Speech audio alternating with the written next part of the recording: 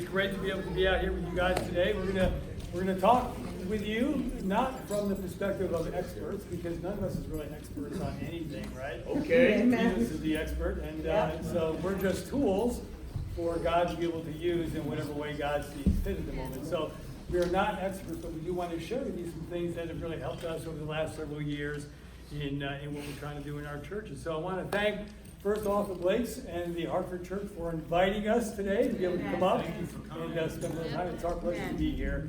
And Tim is in the back. Tim is going to be my AV remote today. So normally I do everything I do with a little remote, but that's not available. So the word is going to be slide. Keep it really easy, okay? So when I say slide, you should see that advance up there. And I can see behind me. I'll get in front of me. So anyway, hopefully that will all work. So but it's great to be here. So we're gonna. Did I say anything beforehand? No, just we're grateful to be here. Thank you guys for letting us come. We are just so encouraged by what God has been doing in Southern Connecticut, especially with our marriage ministry. And so it is not us, it is God. But hopefully we've learned some things as we've tried to really figure out how to do this. And you know, we're partners in the gospel. Hopefully we can inspire you to see some of the same things we've seen. Amen. So we are talking about building a marriage ministry. We're going to say a prayer right now, because I realized we didn't do that yet, and that's always a good thing to do. We're going to say a prayer right now, and then we're going to jump right into it. So let's pray. Father, we love you so much, and we thank you for the church that you've entrusted to us. And I pray, Father, that we can all be diligent and mindful of the lost around us, and we can be sharing our faith, and we can be impacting our communities and imparting what you have given to us. And Father, everybody here is working on marriage ministry, and I pray, God, that we can really be, one, grateful for the marriages that we have in the kingdom. Although they're not perfect, they're certainly better than anything you're going to find in the world. That's and I really right. pray, God, that we can continue to work on our own marriages as we attempt to help and impact the marriages around us. Give us a great day today in your word, a great time in fellowship, and help us, use us, God, in this lesson to be able to really help all of us to be all that you would want us to be. We love you. We pray in Jesus' name. Amen. Okay, so this is a workshop on building marriage ministry, and obviously there's a lot of moving parts to that, but one of those is evangelism, right? So you can't really build a marriage ministry if you're not sharing your faith. So I want to show you a little something that might really help. So slide.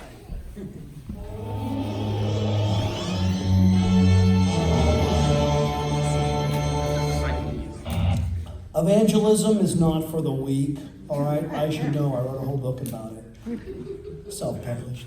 Most Christians, they are just good for bake sales and potluck dinners. But I'm telling you this right now, it takes a lot of moxie to grab a non-believer by the shirt collar and throw him in the front doors of a church and say, hey, try living out your heathen life in front of a holy God that way.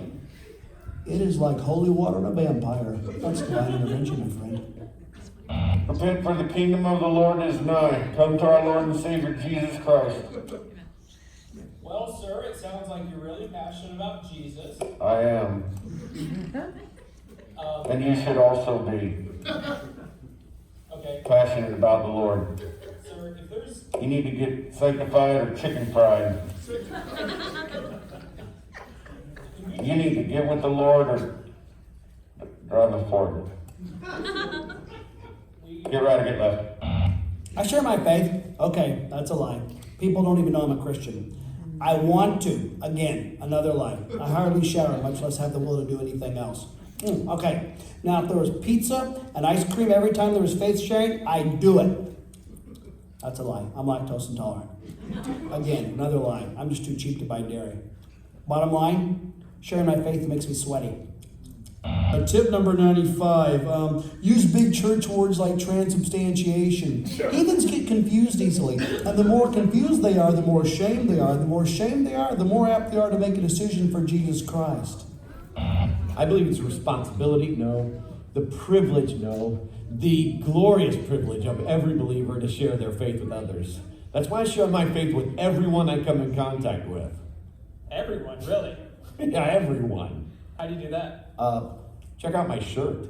Can't read it? Try this glove. Not working for you? How about this bracelet? No comprendo? vistazo a estos. Driving behind me, read my bumper sticker. Says, it's okay if you follow close, I'm going to heaven. Oh, you're my waiter or waitress? I got a tip for you. Surprise! It's the gospel. I mean, what do you want, money or eternity? I also use these tracks. So, what about talking to people about your faith? I don't really like people, but I love Jesus. Scripture mint. Hi, my name is George. And I'm Jorge, and together we're George and Jorge. Right. What we like to do is to take secular songs and reprogram them. Yes, the purpose is for evangelism. We like to take songs to the unbelieving world and make it believable. Right. Let us give you a sample right now. Hey, lost sinner, I just have to ask you, what makes you tick? What is it? You're headed to H-double hockey sticks. Hey, lost sinner, why don't you just give it all up to Jesus tonight?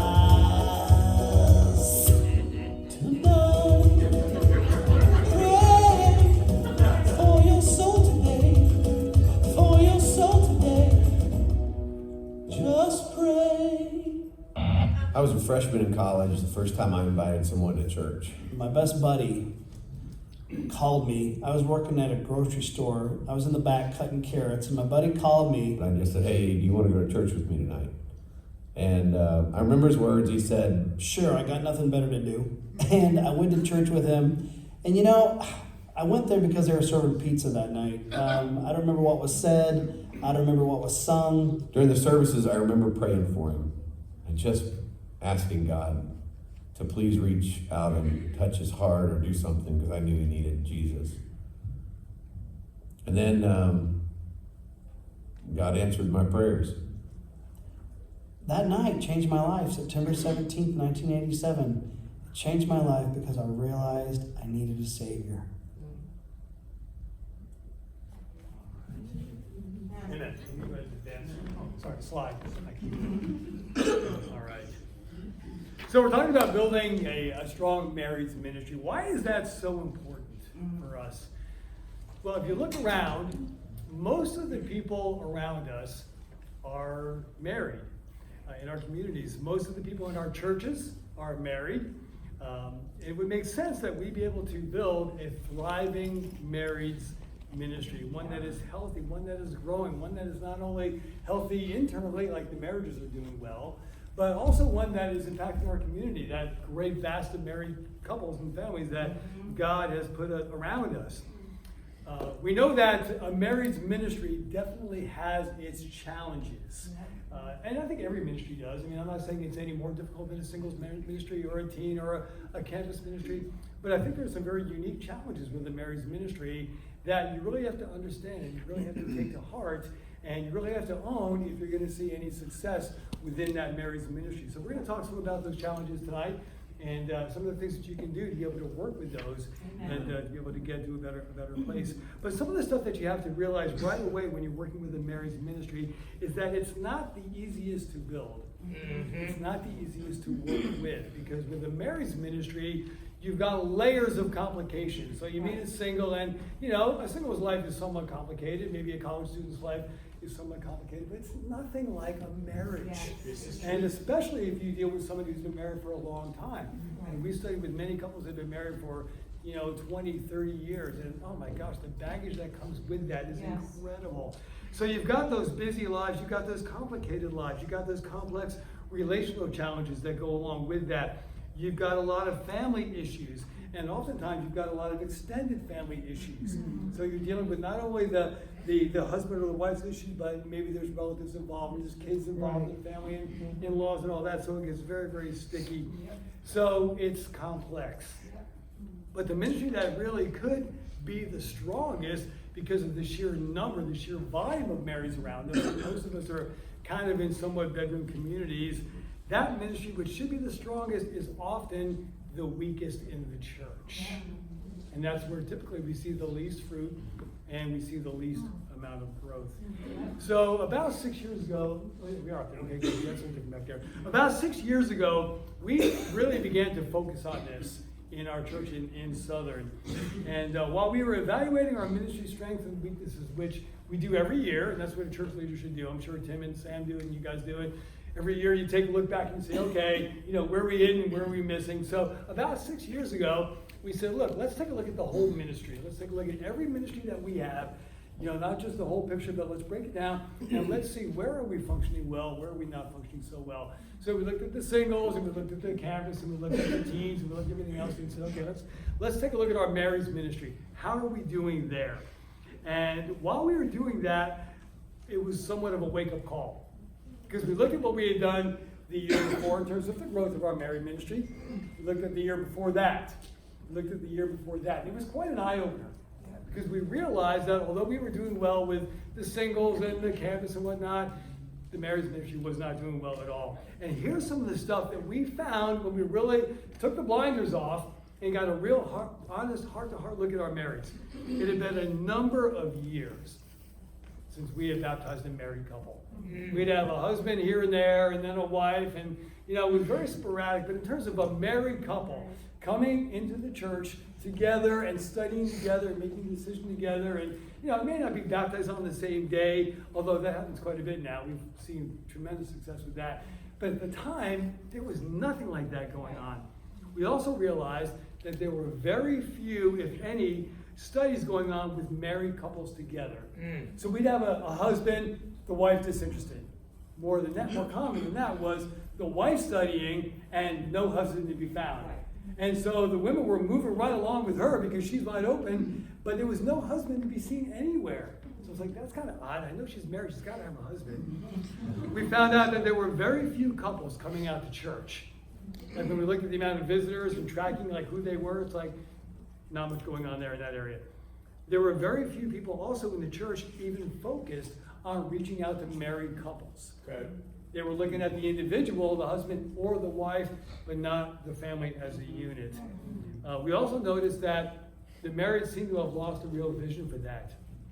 They didn't even really think that was possible, or wasn't even important. As long as we get the occasional, woman meets another woman at the job, or a guy meets somebody at the gym or something. But in terms of, hey, let's connect this family together, that was just off the radar. We also noticed, as we were doing this evaluation, that the marriages within our church were not doing really well. And as I began to really work with the quality of marriages in the church and began to do marriage retreats and wrote our book and things like that, because we realized that we have a systemic problem here, and the root of that problem is the fact that our own marriages are not doing well. The marriages in terms of the quality. And so they really weren't even sharing with other marriages, because what are they going to share? You only share what you have yourself. So you're not going to be too zealous to share with a married couple if you yourselves are not doing well. So we had all this in front of us. Not a lot of married couples. No, marrieds coming out of the church. No studies, the marriage is in a weak place. And so we kind of hit the pause button and said, we need to go back. We need to figure this out, and we need to fix this. Yep. And so what we realized is where we are in Southern, which is really much the same as what you guys have up here, in a suburban type environment, we should be able to convert married couples. We should be able to convert and get families together. Yep. The question was, how do we do it? Tim, go ahead and advance that. How do we do that? What's it going to take to build a fruitful marriage ministry? And we realized right off the bat, before we even worry about everybody else, is we've got to make sure that we're doing okay. Yeah. That we've got strong marriages within the church. In Matthew chapter 7, I'm going to read this. This is in verse 24. You can just listen, turn if you want, but more listen, that's important.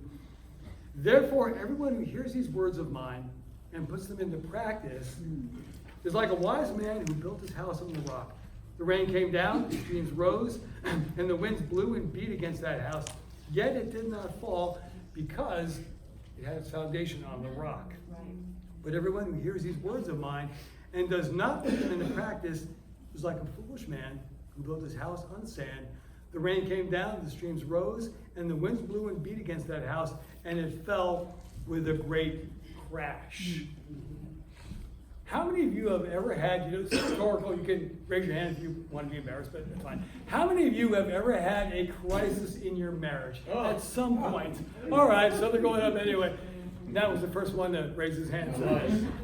But you know what? We've all had problems. We've all had a crisis in our marriage. And probably all of the marriages in your church would say the same thing. Maybe they're in a good place right now, but there's probably ongoing issues within those marriages. And so we've noticed with the married couples that we work with that the problems are due typically to a couple of things. Especially this is true with the people that you're studying the Bible with. Either it's due to a bad foundation or it's due to a damaged foundation. When we look at the marriages throughout our church in Southern, we realize that we were dealing with both. So the bad foundation are the marriages that are typically begun in the world. Okay, so we have baptized plenty of people who were married before we met them. Okay, and so often we find that those marriages are really shaky. And they're built on a pretty poor foundation with a lot of cracks. The other ones that we've found, and this is also people in the church. So this can be people that are in your church right now that are faithful and strong and doing well, and they've rebuilt their marriage, but they missed some things, some cracks that were never really shored up very well, and so they were not rebuilt properly. The damaged foundations that we found in the church were those that did build properly.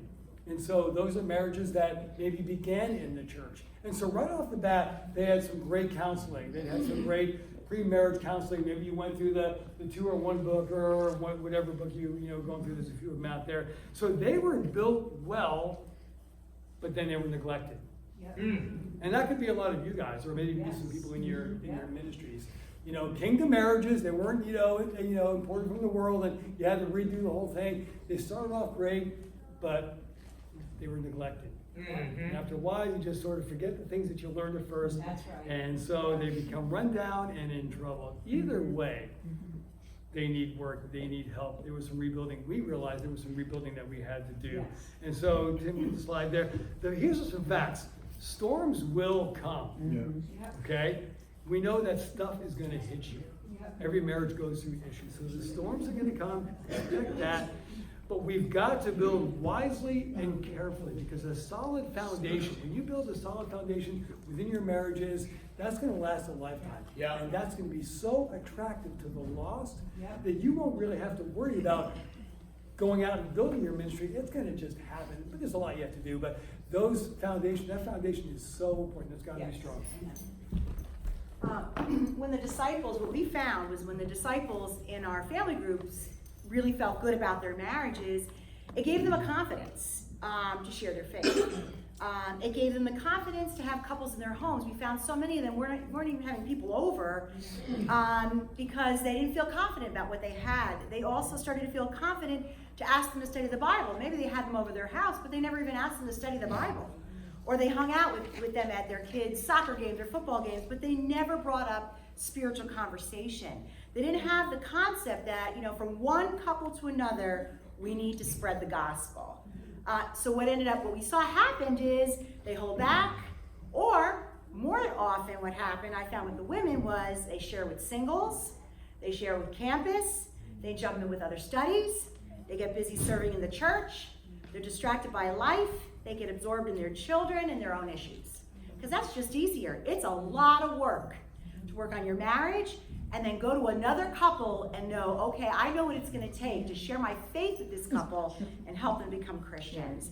So our prayer is that they would start reaching out together and praying to convert a couple together and then to keep their own marriage strong and vibrant. But that takes a lot of work. And it takes a real drive from inside that, this is a gift from God that we've been given. I'm not a single disciple, I'm married, and so I need to use that. And what we had to work on with our family group leaders like you guys is that it's my job and your job to really lead and influence the church. So it had to begin with us. It had to begin with us we have a yearly prayer to convert somebody every year, a couple. And thankfully it's happened. And it's been incredible. But you have to really go after that. And we're just going to share some of the practicals that we saw really helped us to build not only strong marriages, but a more unified marriage ministry with an identity in the church. Like in the church you'll say, and where are the campus students? And they're like, yeah, And the marriage, it was always like, oh, we're having a marriage retreat. It's like just sort of the dead end of the church. And we really wanted to see that come alive, and it's amazing. It's actually one of the most fruitful parts of the church. I mean, just in this last year, we had 3 couples, both husband and wife, become disciples, and there's 4 on track for this year at least. So that to me just it inspires the singles and the campus and the teenagers to see that it doesn't stop when you get married. One of the areas that we needed to tackle was the husbands and wives working together. And the marrieds weren't working together as a team. It was like, this family group, come together. These people take a lot of work. Let's work together in this. So we had to have that attitude that, we're in this together. Some of the things we had to do in the beginning was we started a prayer chain for the marrieds, just for change, that we were just going to need to go to God. It wasn't going to be a bunch of things we would do at first. We had a day of prayer and fasting. We started having monthly themes. Okay, this month, just get somebody in your house. This month, share your quiet time with another married couple in the church. This month, really make it your business that you're going to share at every activity your child's at. Whatever that month was, we had to figure out some ways to just kind of jumpstart them a little bit. One of the other things we did is, which I hear, I'm excited about your plans here, is that we just started having more marrieds events and series, especially even on a Friday or a Saturday, just so that babysitting wasn't the issue. And then our family groups took turns really, decorating or making these events happen, just so that they can start having pride in their marrieds ministry.